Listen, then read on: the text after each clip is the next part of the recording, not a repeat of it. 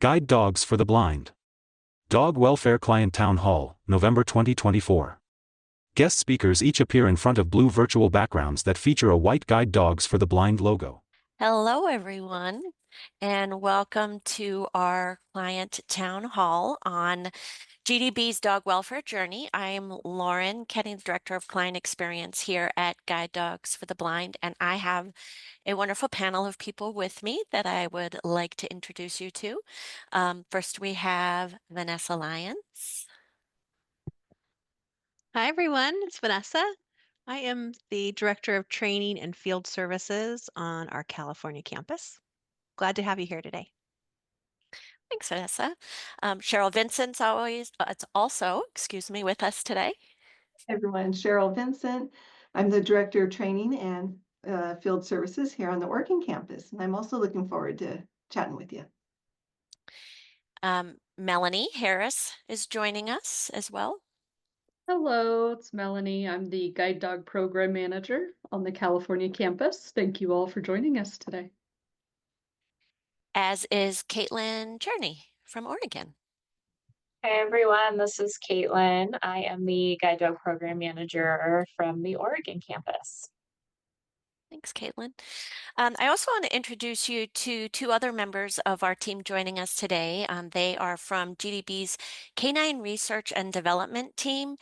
And so this is a team that may be kind of something new that folks are hearing about that are joining us. This team is born out of GDB's commitment to advancing the health, behavior, and overall welfare of our dogs. The team conducts and participates in primary research projects and synthesizes scientific literature to nurture successful, long-lasting partnerships between our dogs, clients, and other constituents. So Doctors Lena Fang and Sarah Bossier are here with us today. Both are experts in the field of canine science, and so I'd like to welcome them. Thank you, Lauren. It's Dr. Sarah here. What a lovely welcome.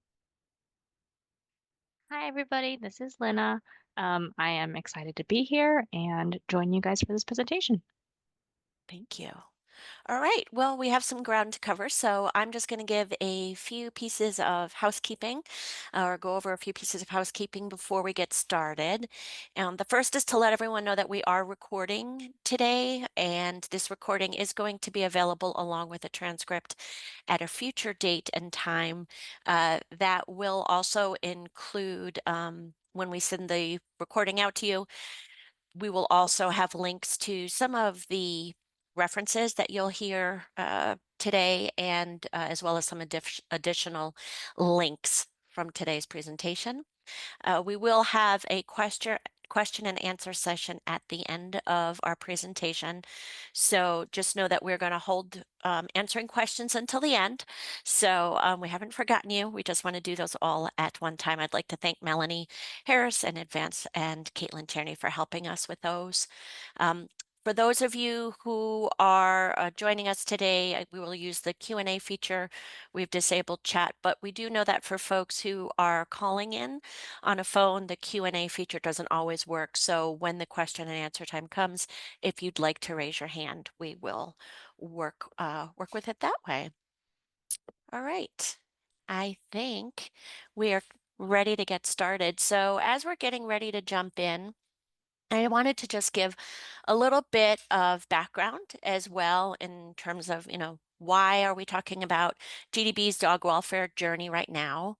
Dog welfare obviously has been important to all of us here at GDB, and we know to all of you who are our constituents for a long time. This is not a new thing for us, but we are doing something a little bit different in terms of the way that we're approaching evaluating dog welfare. And so there's kind of been a number of elements that have come together that have led us to embracing a more systemic approach to both thinking about and evaluating dog welfare. So we'd like to talk with you about that today. One of the factors is, as I just introduced you to, we have our canine research team, which really provides us with an opportunity to bring science to the table when we talk about welfare. And also, there's been a publication of a joint position statement on dog welfare from the IGDF and ADI, which is Assistance Dogs International. And just the timing of that has also had us thinking about this in more systemic ways as well. So, of course, we're always looking for ways to improve. Dog welfare is a journey. We're never done. So, anytime is a good time to talk about this. So let's go ahead and take a look, if we can, at the next slide. We'll talk a little bit about what we would like to cover today, kind of what our objectives are for the town hall. On this slide, we do have an image of a yellow Labrador Retriever in harness and a black lab in harness as well. They're both laying next to each other in the grass and looking at the camera. So one of the things we'll be doing today is talking a little bit more about a definition of animal welfare. We want to talk about how animal welfare and specifically dog welfare is evaluated, and basically cover also what the 5 domains model of animal welfare is, which is the tool we are using. We're going to discuss dog welfare specifically at Guide Dogs for the Blind, including our dog welfare statement, which was recently crafted. And then we're going to talk about the strength of partnership. Really want to take a moment to remind all of us that when we talk about dog welfare, we're also really talking about team welfare, because the physical and emotional well-being of dogs has direct impact on the team as a whole. So I am going now, with that in mind, to hand things over to Cheryl, who will talk with us a little bit more about welfare and how we evaluate it. Great, thank you, Lauren. And if we can have the next slide, please. The next 2 slides don't have pictures on them. But they really talk about what is animal welfare. So in order to know what animal welfare is, we first have to define it. So if you think of animal welfare, think of it as being defined as how an animal experiences their life. It's the overall mental, or what we call the affect experience an animal perceives. It can be positive, it can be negative, and it can also change over time. We may be more familiar with calling this an emotion or like an emotional state, but the animal welfare literature uses real specific language. So in this case, the term affect is a term that we want to get familiar with and comfortable using. Next slide, please. All right. So now that we have a definition of animal welfare, how do we evaluate it? It can be really difficult. Given that animal welfare is defined as a subjective experience perceived by an animal, it can be really difficult to understand what that means to us and about the animal. Individual experiences can be easily anthropomorphized, which means we incorrectly attribute human intentions or emotions to animals or objects. Or we might misinterpret the animal's experience, since we can't really read into their minds or just ask them what they're experiencing. So an example of this is, think about dogs yawning. And a lot of people think, oh, the poor dog's tired. Well, they might be, but they might also be stressed, as that's one way dogs relieve stress, is to give what we call it the stress yawn, get some oxygen in there. Another example is a dog licking somebody's face, and the person thinks that they're getting kisses. Well, that's possible. You might have a fun little kissy face thing going on with your dogs, but it's also an appeasement behavior that dogs do, particularly puppies. Or quite frankly, they might be checking out what you had for lunch, as their noses are quite incredible, as we all know. So to keep us using the same language and to keep us from misinterpreting what the animal communication is, it's critically important that we use a systematic framework with shared language and as many objective measurements as possible to ensure that we're all interpreting observable body language, behaviors, and interactions in the same way. And it's really not about taking out the feeling and the love that we all experience for our dogs. It's about honoring the dog for being a dog and objectively evaluating their behavior. And in turn, we may be able to enhance their life and then in turn enhance our lives with them. Next slide, please. So this slide is titled The 5 Domains of Animal Welfare. And on this slide, we have some photos. There's 5 circular frame photos to represent the 5 domains of animal welfare. And they're labeled nutrition, environment, health, behavioral interactions, and mental state. So the first one, nutrition, that picture depicts a yellow Labrador eating from a food bowl held by a kneeling staff member in a GDB kennel. Staff member wears a green shirt and jeans, and the photo is encircled by a light blue frame. The second photo, environment, the environment photo depicts a black Labrador holding a toy, while another black Labrador stands in the back, engaging eye contact with a GDB staff member. The scene takes place in one of the Oregon community runs, and this photo is encircled by a light blue frame. The third photo, number 3, health, and the health photo depicts a yellow Labrador lying down on an exam table while being treated by 2 veterinary staff members. One staff member has her arm around the dog while the other holds a purple bandage on the dog's paw. And this photo is also encircled by a light blue frame. I'll explain the encircled colors in a second. For behavioral interactions, photo number 4, this photo depicts a golden retriever puppy in a green jacket and is nose to nose with the fireman wearing firefighting helmet and apparel. And this photo is encircled by a light yellow frame. And finally, the last photo, titled Mental State, this depicts a GDB client wearing a blue shirt and black pants and sits on a green grass with their yellow Labrador wearing a GDB harness. And this photo is encircled by a light pink frame. So photos 1, 2, and 3, so nutrition, environment, and health, are all framed together in the same color to highlight these domains are related to each other. The circular image labeled number 4, behavioral, is framed by a light yellow circle to highlight that it stands on its own domain. And then the 5th one, the mental state photo, is framed by a pink circle to highlight it also represents its own domain. So I'm going to talk a little bit about the history of the 5 domain models and then hand it off to Vanessa, where she'll go more into detail about what each of those domains means. So the 5 domains model is being embraced, like Lauren mentioned, by many animal associations worldwide, including the International Guide Dog Federation, or we call it IGDF for short, and Assistance Dogs International, or ADI. And Guide Dogs for the Blind is members of both of those organizations. Together, those 2 organizations wrote a position paper in 2023 titled Joint Position Statement on the Ethical Training and Care of Guide and Assistance Animals. And this position paper says, in part, excuse me, we advocate for the use of the 5 domains model to ensure that our dogs thrive and not just survive and have a good quality of life throughout all life stages. And the part thrive and not just survive, that was a quote by the model's author, DJ Meller, back in 2020. This position paper can be found online, and we will include a link when we send out a link to this presentation's recording, if you're interested in that. The 5 domains model was originally developed in the 1960s, and it's evolved regularly since then. The most recent version, published in 2020, to incorporate new developments in animal welfare science. It's important to take a little bit of a pause here, excuse me, and note that the 5 domains of animal welfare is not a definition of animal welfare. Rather, it represents a scientifically informed framework or lens through which we can systematically evaluate animal welfare. And even the model's author specifies that the model was never intended to have an implicit or explicit role as a definition of animal welfare.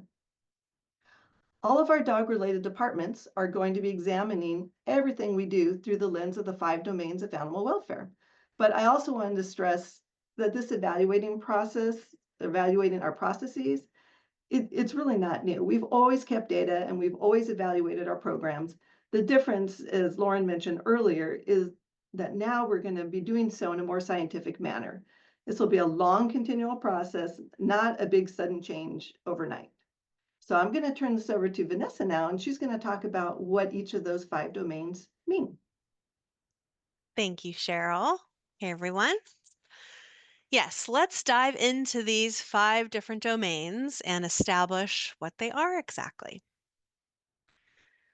So domains 1 through 3 represent an animal's basic physiological needs.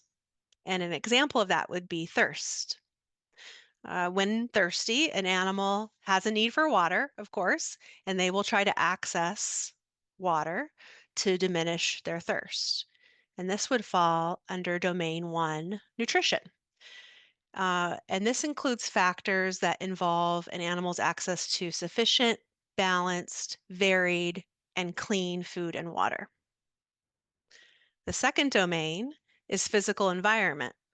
And this represents factors like temperature, the surfaces that an animal is living on, the space that they have available, and even things like the air, odor, noise, and how predictable an environment is from day to day. And then the last domain on this slide is domain 3, which includes factors that enable good health through the absence of disease, injury, and having a good fitness level. All right, next slide. This slide represents the fourth domain, which we call behavioral interactions. And this reflects the behavior of how an animal interacts with their environment, other non-human animals, that's a tongue twister, and humans through what we call agency. And agency, the word agency can be defined as a conscious choice in expressing a behavior. So let me give you an example.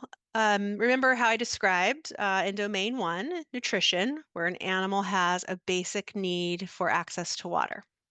Well, we can think about agency using water as an example.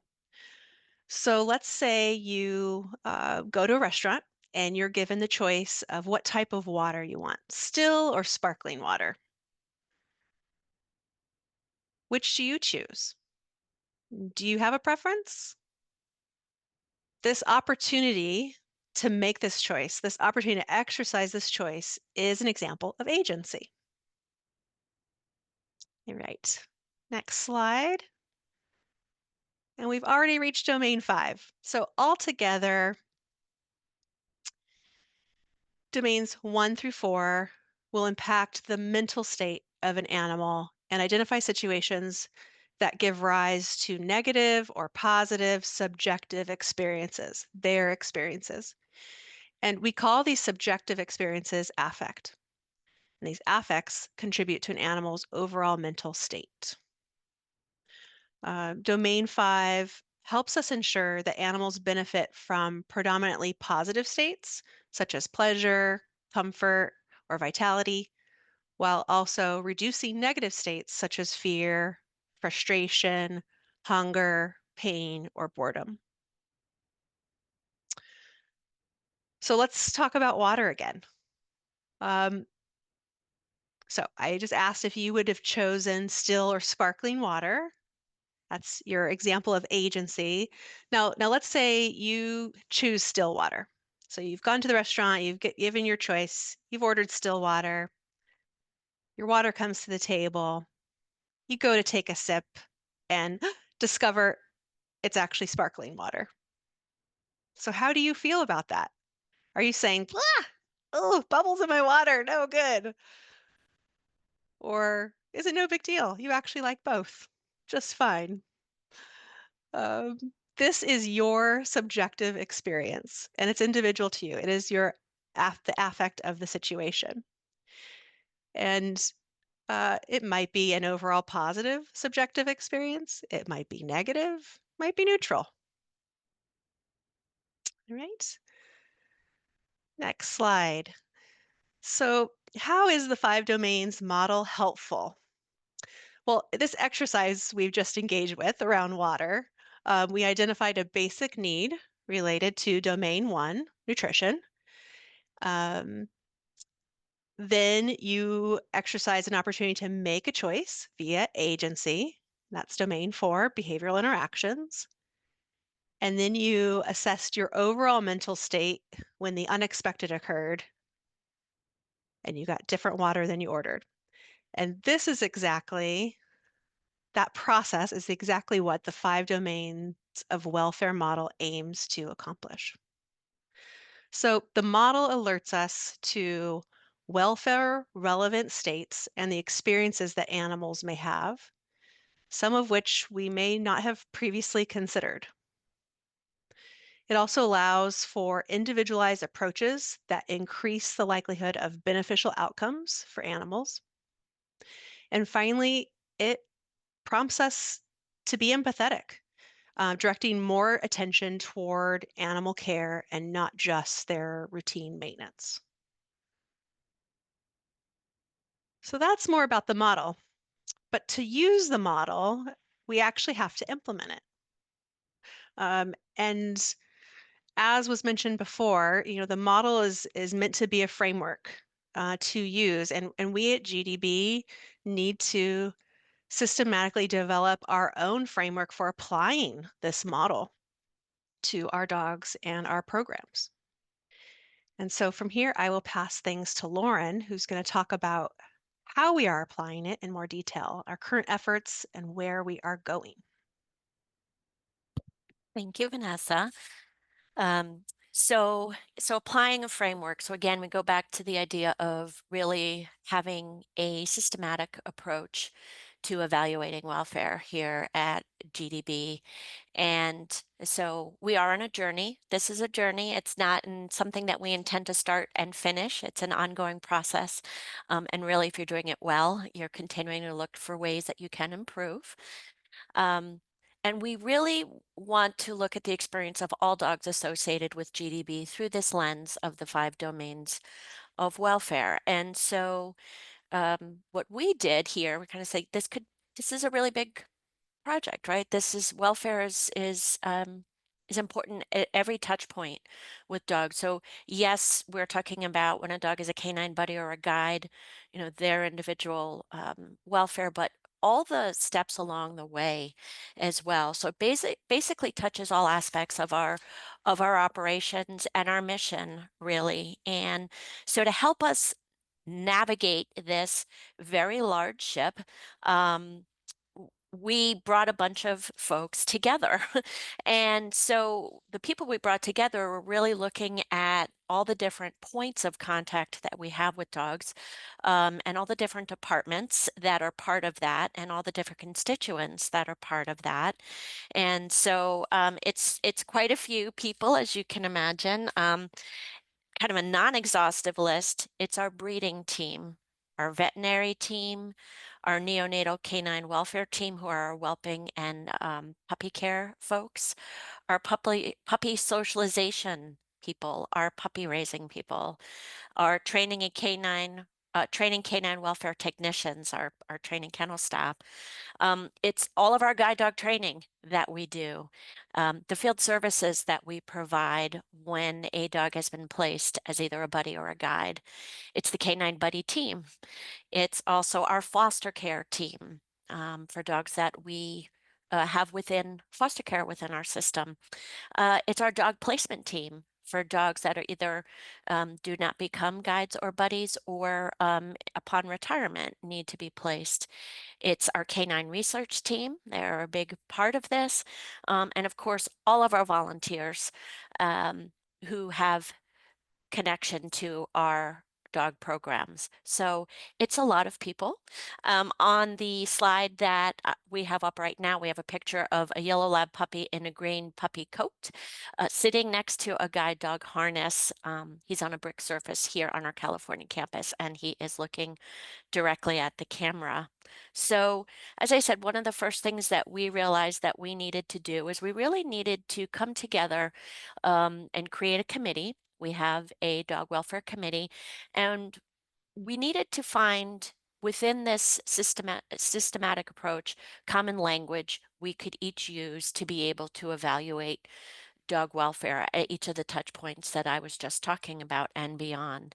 And so one of the first things that we were tasked with doing as a committee was to come up with an organizational welfare statement.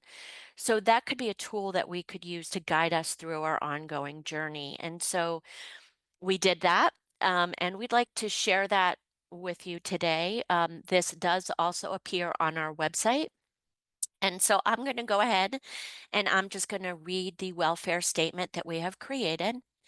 And it says, Guide Dogs for the Blind staff, clients, volunteers, and broader community are committed to ensuring every dog who comes through our program can thrive throughout their entire life. We recognize dogs as sentient beings who experience a range of emotions, positive and negative. As dedicated and empathetic stewards of our dogs, we have a duty to not only fulfill their basic physical and psychological needs, but also to enhance their quality of life. This requires evaluating welfare from the perspective of each individual dog, allowing us to nurture their confidence, resilience, and enthusiasm for life, whatever their path may be. Guide Dogs for the Blind continually evaluates and advances our programs and protocols using the latest scientific, technological, and real-world insights to champion standards of excellence in the care, welfare, and overall well-being of our dogs. It's a lot to say because there's a lot to do, right? And so basically, at this point, I think folks may be saying, okay, I think I understand where we're going and what we're doing.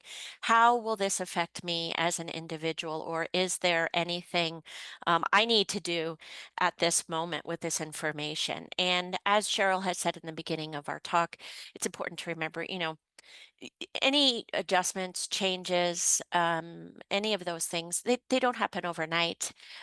They do take time. And once we identify a change that needs to be made or a goal that we set for ourselves, we have to talk about implementation and what that means, and that can sometimes take time. There could be larger changes, but the other thing is there could be very small adjustments, looking at dog welfare doesn't always mean that you're talking about these very large changes. It can be small things that have great impact. So some of the changes or adjustments might be quite small. Some of these things might be, after a dog is out in the field with you and you're working with that dog or a handler of that dog. But there also can be a lot of things that happen within the various touch points that I just described that occur long before a dog is ever issued.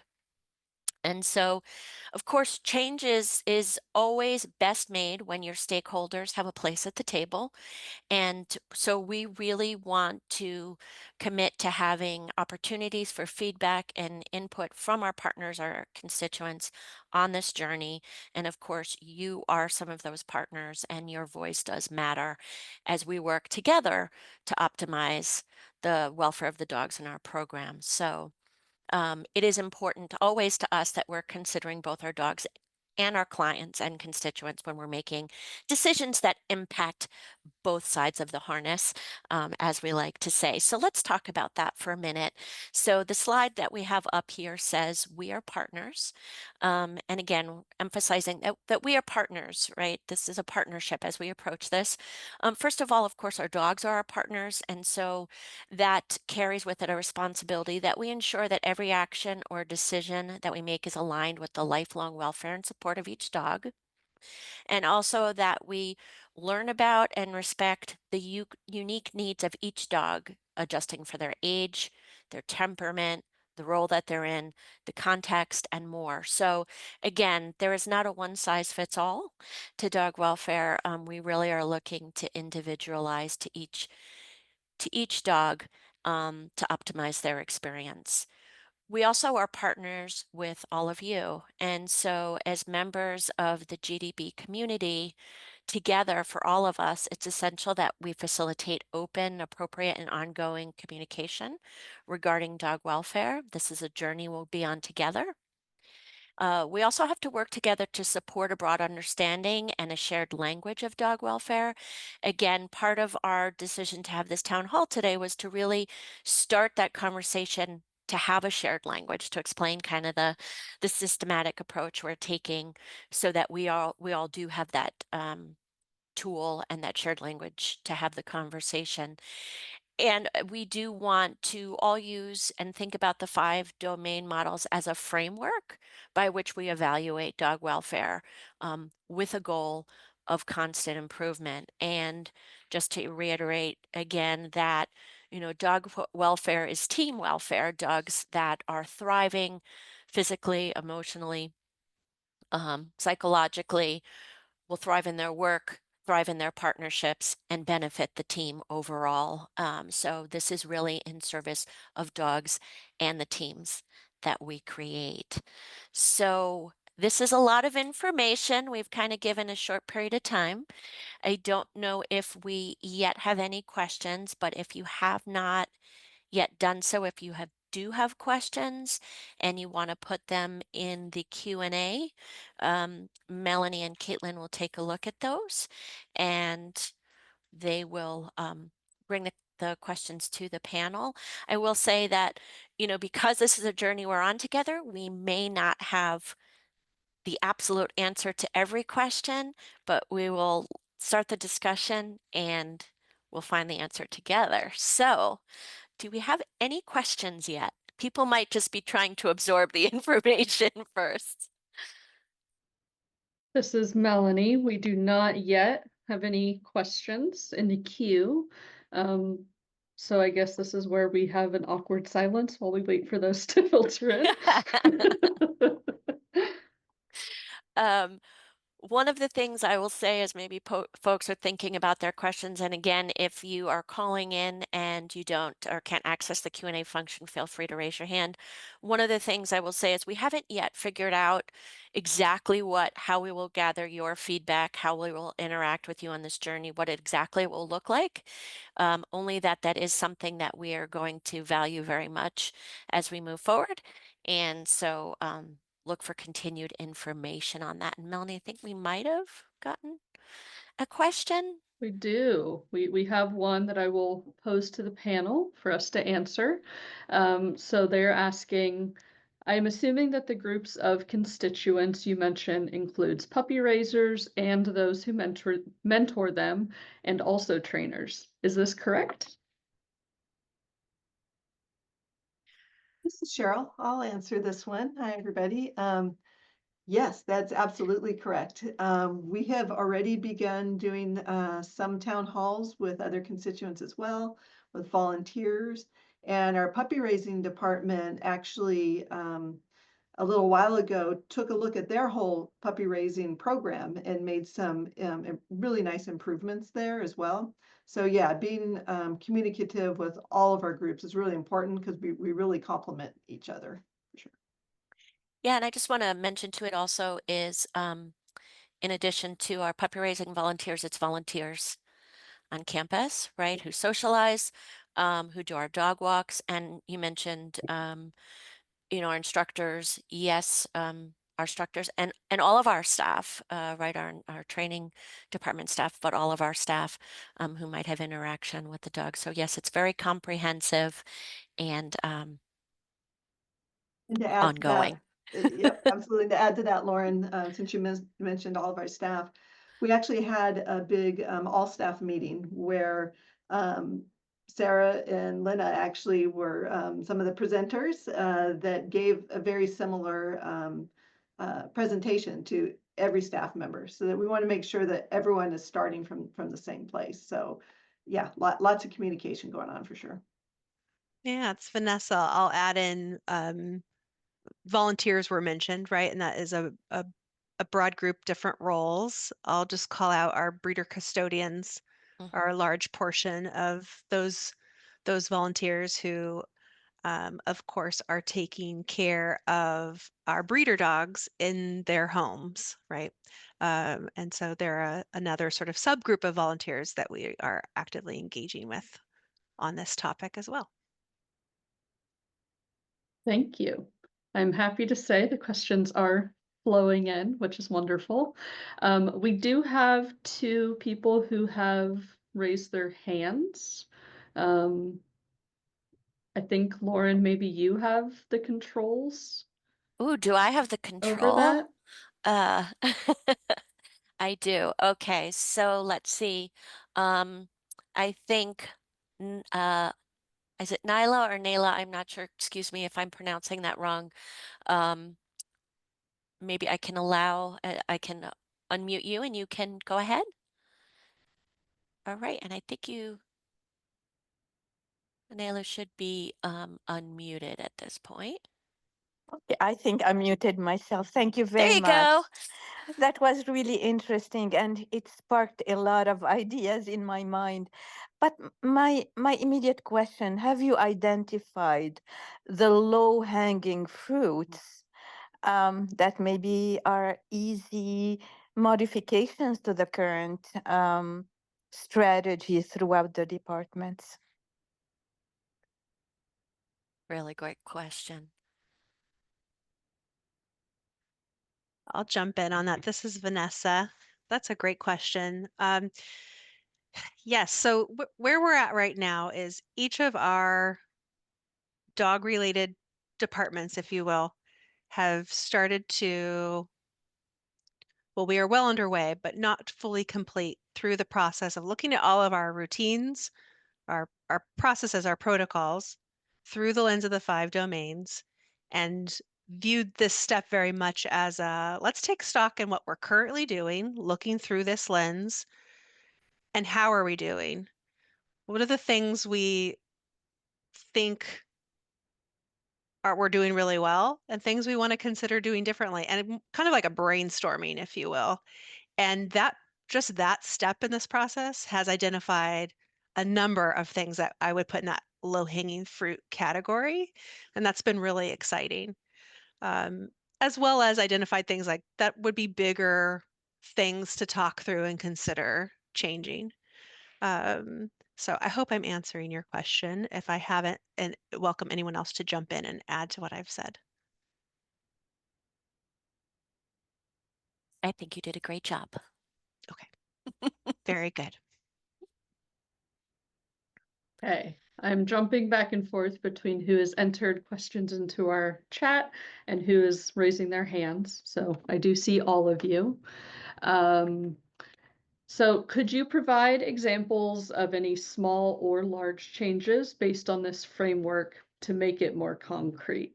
And then they followed up with very kind comment. I know GDB has always taken dog welfare seriously. Thank you. Smiley face.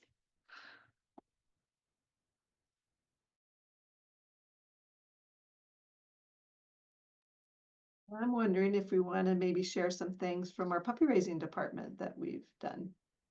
Lena or Sarah, do you want to put you on the spot here? Oh my gosh. This one's important. Sure. So our puppy raising team and just conversations across all of our dog programs have, just for one example to pull out of thin air a little bit, is thinking about environmental enrichment for our dogs, whether they are little itty bitty baby puppies, or they're in the puppy raising program, or they are right in the middle of their guide dog training here on campus, thinking about the times that they're not actively engaging in work and they're also not actively just resting. How can we enhance their experiences, their lives through perhaps behaviors that are natural for dogs to show? So things like sniffing or snuffling or licking that can be really soothing for dogs. And how do we offer those things in contexts that will help offer our dogs these experiences, but also not potentially create challenges in other areas? So can you offer things like puzzle bowls, puzzle feeders for the dogs to have this nice structured activity where they are doing this enrichment activity, getting to use their nose a little bit within this like puzzle activity for them to have that natural outlet that maybe we hadn't considered in that way before. Thank you, Lynn. It's Lauren. I think one of the things that you just said that struck me is, we're talking about not just looking at where there may be things that are more aversive that we want to eliminate, but where can we add more positives? So we know as I think person who might have said, dog welfare has been important to us. We've been focused on positive reinforcement, right? We want to keep doing that. And what else can we add? And where are the things that we could take away? But it's both, right? And that's exciting. So. I'd like to add, this is Cheryl, for dogs that are here on campus, whether they're in training or I would just say mostly dogs in training, we've developed something that we call adventure walks with the dogs. And think of a dog, I mentioned earlier how great their noses are. And imagine living your life through smell is the primary thing that is so important to you as a being. And not being able to use that as much because you're working, which is important because you have to work and focus on a task and not stop and sniff everything as you're going. Those of you with guides, you know that. But maybe there's a place for a dog to stop and sniff. Maybe you take it out someplace just on leash and let the dog be a dog. And you're separating it from the work, but you're giving it something that's natural to it. Another thing is we have certain areas on campus where dogs who might need a little bit of time out of the kennel, even though our kennels are wonderful and dogs can thrive in there. Sometimes we might see a particular dog that might need a little more TLC, and we'll either bring them up to somebody's desk or have a pen upstairs or in a different area on campus where the dog can kind of relax a little bit away from the kennel. So we're really looking at what does each dog need and what can we give that dog to help the dog just get to their best mental state, because that's a state where it's a lot easier and more beneficial to train a dog because they're willing, they're receptive, they're not stressed, it's a really good place to be. And so we look for places where we can enhance their lives that way.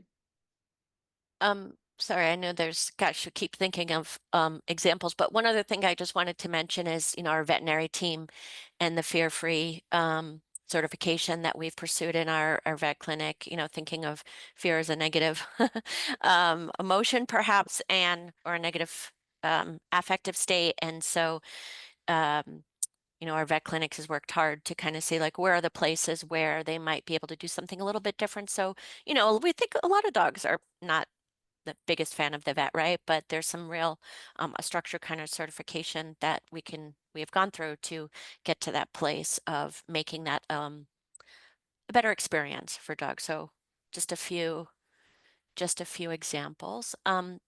Should we do a hand raise, Melanie, or is there anything else anyone wanted to add? I wasn't going to add to the current, but I was going to keep us going through our list of questions, if that's okay. Sure. So I do have one that I will start the answer, and then others are welcome to join in. So the question is, have other schools implemented this yet? And are you guys checking out what their process looks like, borrowing ideas? And the answer to that is yes and yes. So the really cool thing is this is a worldwide topic that more than just GDB is focused on looking at the welfare of the dogs. And we are working with other schools directly. We also, many of us on this panel and others at our organization, we are involved with IGDF and ADI directly to help form what does dog welfare mean? What does that look like? So that is a very brief intro, but I will see if anyone else on the panel would like to expand on that. Just to add to that, this is Cheryl again. Some of us, we have 3 assessors for IGDF here at Guide Dogs, myself, Vanessa Lyons, and Susan Armstrong. And what that means is they send us to different schools across the world to make sure that they adhere to the IGDF's written standards.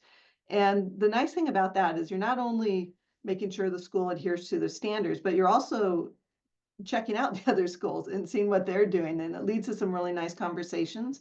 And the ability to really just take a look at a school, big or small, and see how they do things. And then there's usually conversations where they ask how we do things. Because honestly, GDB is known for being innovative, and it's frequently we get a lot of questions on how we do things. So we learn from each other. All right. The next question I am going to direct specifically to Doctors Sarah and Lena. So how long has the research team been a part of GDB? And will the studies you do be shared with our GDB community? Yes, this is such a good question. It's Dr. Sarah here. So I should say research is something that GDB has been involved in since before the research team was created. But we now have a dedicated team of 2. So both Dr. Lena and I are our research team at Guide Dogs, and we essentially are invested in helping advance the health and behavior and overall welfare of our dogs. I am new-ish to GDB. I have been here for almost a year and a half, and Lena has officially joined the research team as of the start of January. And we like to help all of our departments with figuring out what's the science say, what's going on, what do we see in our daily lives, who can we help support, what data-informed decisions can we make? And so that is a little bit about what we do. And great news, yes, you can find out all about the science that we uncover. If you are on the Guide Dogs for the Blind website, there's a tab called Resources. And under Resources, you'll see that there's a web page dedicated to canine research and development.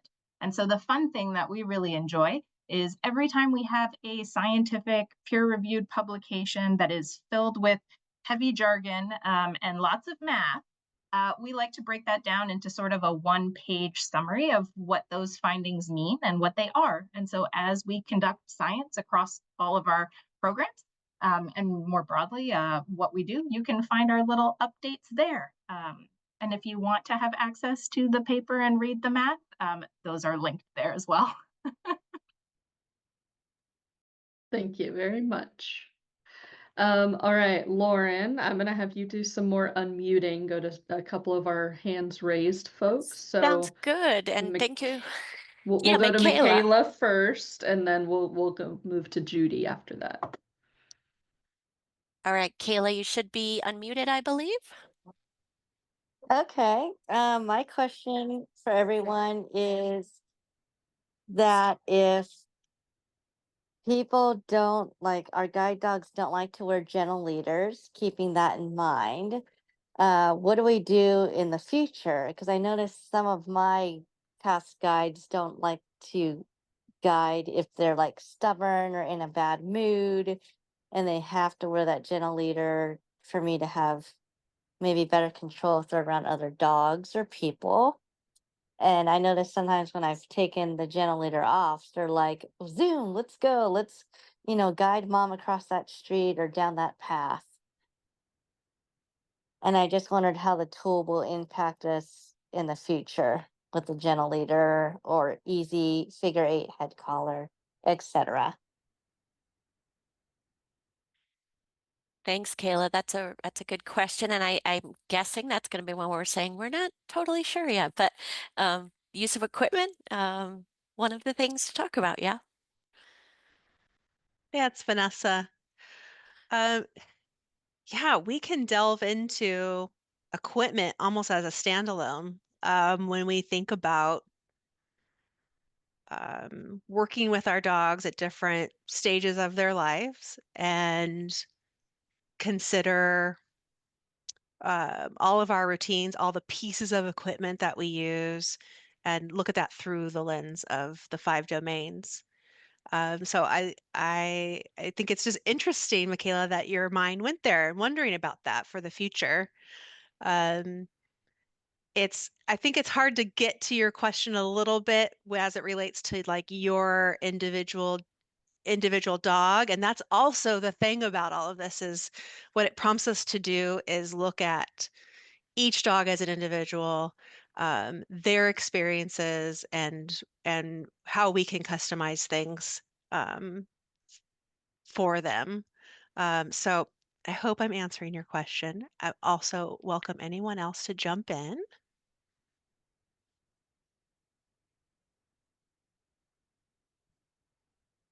I think you did a good job, Thank Vanessa. I you. think Thank got you, touched. Michaela. All right.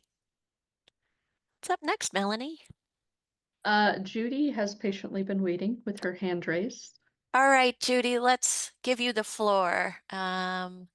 Judy, I think you should be unmuted now.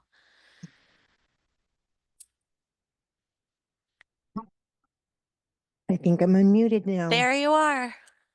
I don't have a general question. I wanted to let those who are visually impaired and using a voiceover know how to raise your hand, because I didn't know and I had to poke and touch and a bunch of things on my screen, and let people know that I tried to go to the Q&A, and if you're while the Zoom is going on and you go to Q&A, your voice input will not work. So there may be other visually impaired listeners out there who are going, I have a question, but I don't know how to. Okay. Thank you so much. That's a really important piece of information, Judy. And I will say for future reference and these kinds of meetings, probably something we can share at the beginning will be really helpful. I will just unmute. So is there anything else you want to add about helping folks navigate that piece? No, that I just Okay. wanted to make a point, you might want to, yes, and do that for in the future, because I was going, Absolutely. where is Absolutely. Thank you. And thank you for figuring out and sharing your knowledge. We appreciate it. Yeah. Lauren, it's Cheryl. I'd like to answer one of the Q&A questions live. There's a question saying, as a handler who tries to be sensitive to our guide's welfare, should we be attentive to particular dog attitudes or moods? And the answer is yes. That's really what we're looking at, regardless of what we call it, the 5 domains, looking through the lens, it's all about understanding our own particular dog. And if a particular dog is being more sensitive or moods, as it's stated, really the question you want to be asking yourself is why? Is there a reason my dog is acting a certain way? Is it unsure about something? Is it distracted by something? And really getting down to how you can help your dog, regardless of what that is, whether that help might be extra support in an area or extra management in an area, whatever that dog needs, and just working as a team. And also, I just wanted to mention, as we're working through the 5 domains and we're talking about helping the dogs and getting the dogs what they need, just to lay everyone's mind at ease, we're also talking about we are committed to maintaining our high standards of guide work as well, because we know that that's very important to everybody. So I just wanted to throw that out there. And yes, thank you for asking the question about being particularly attentive to one's own dog. Thanks. Yeah, it's something Cheryl had add too. Just that question about something, saying someone who likes to be sensitive to their dog's needs and should I be looking for? I mean, it talks to the attunement that you have with your dog and that partnership, and where it's so important for us to partner with you too, because you do know that individual dog. And again, kind of an example of where client voice becomes so important. So thank you. This is Caitlin, and we have a question here that I think would be great to answer live. This was submitted by someone anonymously, and it asks, will we, the guide dog users, be able to contribute our experiences to this program of dog welfare evaluation?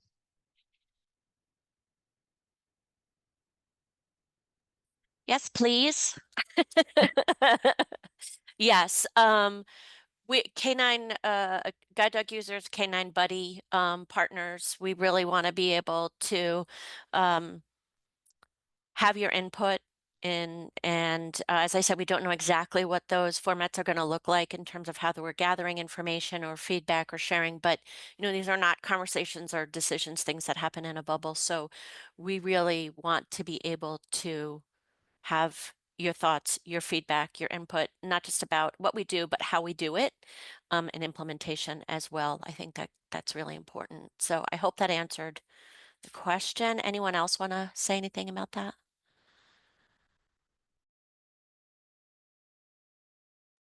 I just want to say, I think that's a great question, and I'm excited to hear that you, as guide dog handlers and active teams that are out there are interested in participating in this. And we will absolutely find ways to include all of you guys in this process.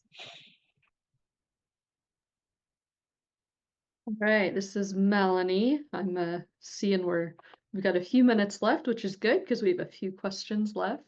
Lauren, I was hoping we could go to Viola. I'm sorry if I'm pronouncing that wrong, who has their hand raised. Yes, okay. Viola, hopefully you are now able to, you are unmuted, I hope. Yes, thank you very much. Yes. I've been coming here since 1980.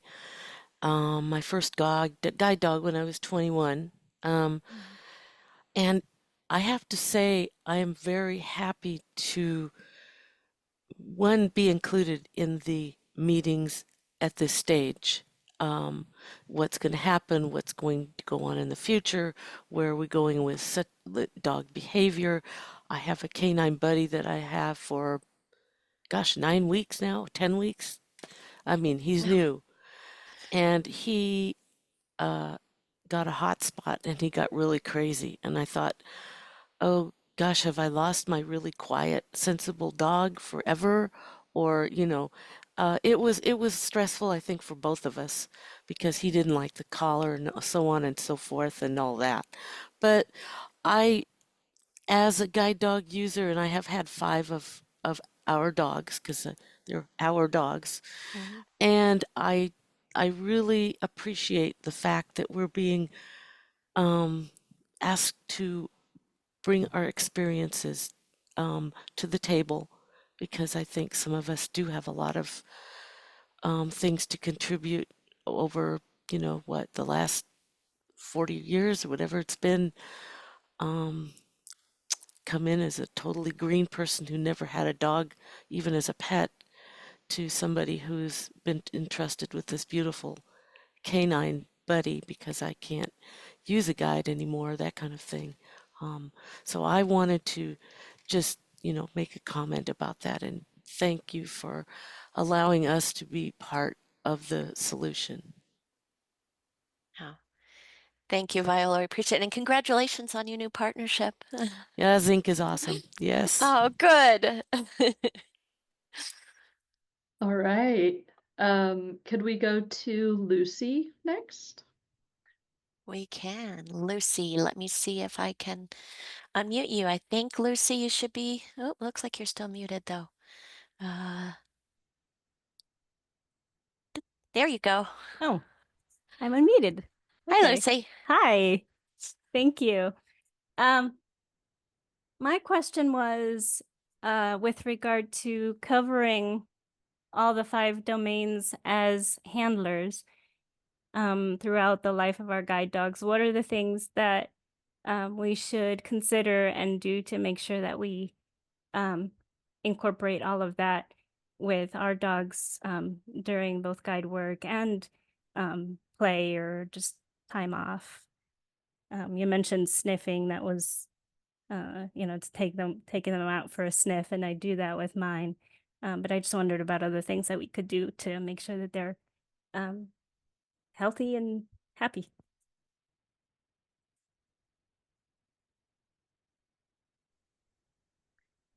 Thank you, Lucy. I don't know if any member, Train, I see you on Sure. meet with some ideas, Vanessa and Cheryl. I'll maybe list 1 or 2 and Vanessa might have something different.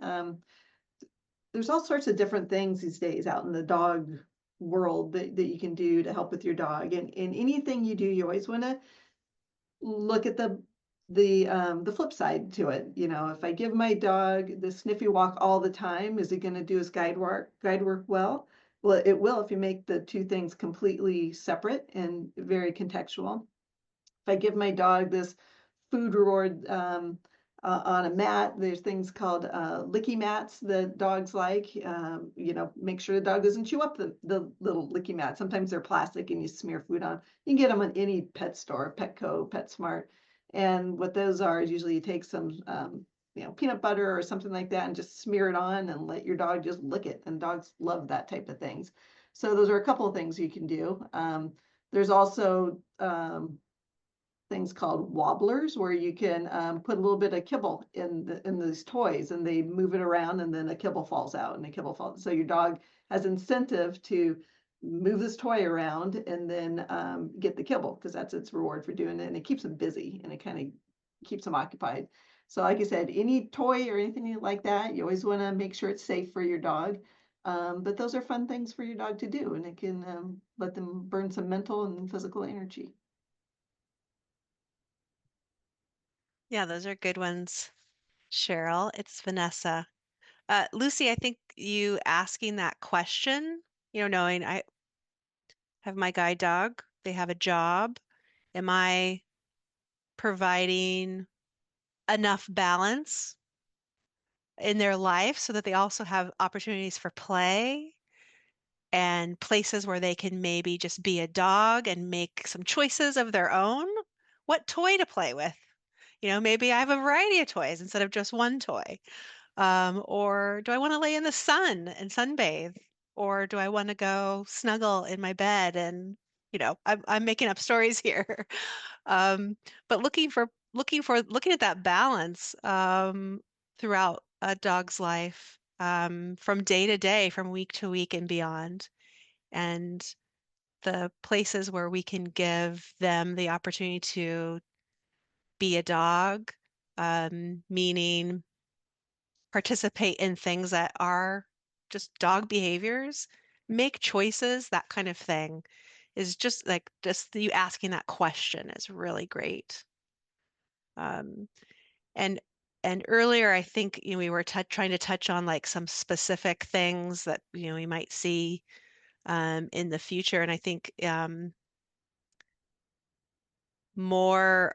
I think we can expect, but we don't know exactly what it looks like. We can expect that when someone is in class receiving their next guide or receiving their next canine buddy, I anticipate that the resources that we're giving to our clients, the ideas, the education, just so that you have more at your fingertips to access and think about when it comes to dog welfare, will be only increasing as we go, so that you can make choices for and help your individual dog find that balance. Thanks, Vanessa. It's Lauren. I was also thinking that, of course, Lucy or anyone really, if you ever have a question about like, hey, I was thinking about this, or I'm wondering about that, you can always call the support center. You can always talk to your field manager too if you want to like bounce something off folks, if you're wondering like, how would this work? And would this be okay in terms of how it impacts guide work, all those kinds of things. So we are here to support you in addition to partnering with you. So just want to mention that. And I think maybe we have do we have time for one more raised hand, or maybe there's other questions? We are working our way through the questions in the Q&A and responding to people. We do have a hand raised, and it is also true that it is just past 5 o'clock. I know. So I'm trying to get to everybody, If we feel like we have time, there is a hand raised. Otherwise, we can certainly work on connecting with everybody one-on-one to make sure their questions are getting answered. I'm going to suggest we take Tara's question and we can type some answers into the Q&A of what's left. Of course, also, if you think of a question after the fact, you can always reach out to us either via the email that you got. You can just respond to the email that you got regarding the town hall.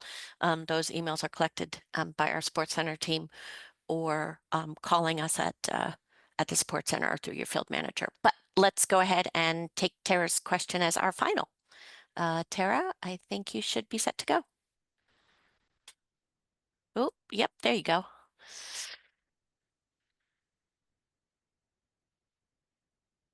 Hi, Tara.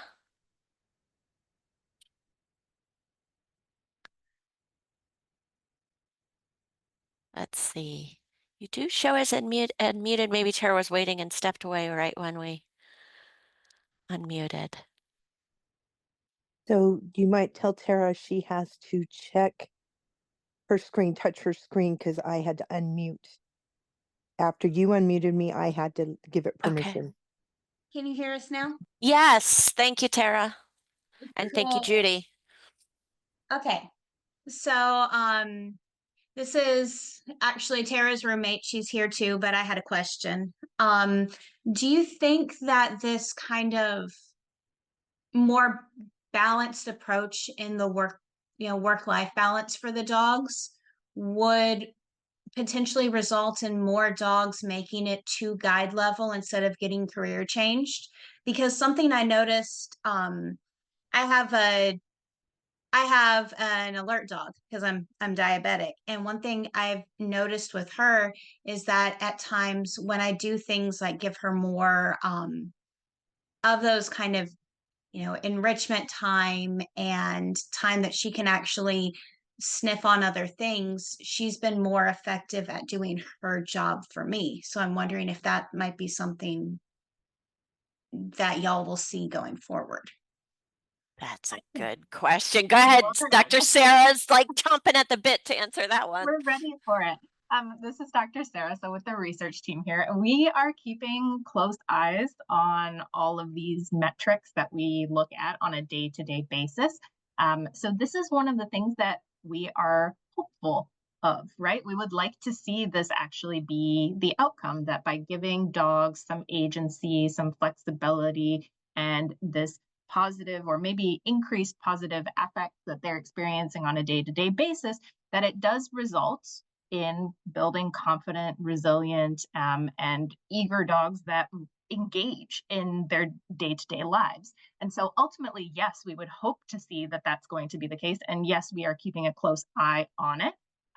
There is some research out there, just not specific to guide dogs and maybe not even specific to working dogs, but in terms of how to raise puppies and how to interact with your companion animal or a pet, that does tell us that relationships do improve and that there are sort of measures that you can look at to assess essentially like quality of life or the types of problematic behaviors that a dog might be exhibiting in relation to the activities and the bond that they might have with their handlers or their owners. So ultimately, I think that is exactly what we're trying to figure out. I will keep you posted, but as you all know, it takes a very long time to create a guide dog and to create our fantastic partnerships. So it's going to take us a while to actually see how these changes impact our outcomes and how does it happen. But we are monitoring it in real time. Thanks, Dr. Sarah. It's Lauren, and I want to thank everybody for coming today. It's the wonderful questions that you've asked. I'm sure that this will, bring additional questions as we go along. This recording will be available and we will send it out via another email to all of you, as I said, also with links to some of the citations we referenced today, as well as the position statements and some other details. So usually that takes us a week or two to get that done because we need to make sure the transcript is good to go as well. So thank you again, everyone. Thank you to all the panelists that are here today. I think we are going to end for this evening, but this is an ongoing conversation, so it's goodbye for now, but stay tuned.